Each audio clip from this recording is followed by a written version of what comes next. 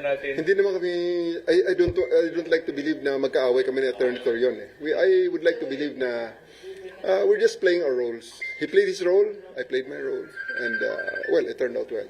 And hopefully, RD, no, bali, start na ito siguro panibagong partnership natin para ma-develop or mapangalagaan ng Davao. Yeah, of course. Pero at the very start naman. At the very start. Pero before, sir, may surrender feelers from them? Wala?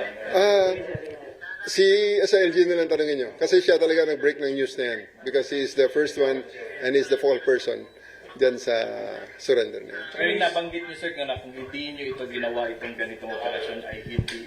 I don't like to take credit to take any credit for myself. Ano? This is a concerted effort of everyone involved from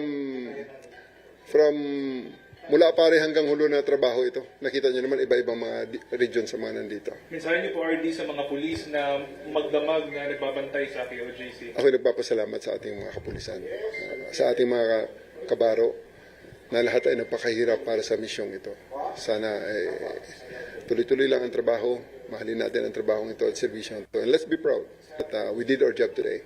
Habol ko lang po, RD, sinakay po daw sa C1. 30. Yeah, I think yun nga nangyari dahil andyan ang aeroplano eh. So sa Manila na yun, sir?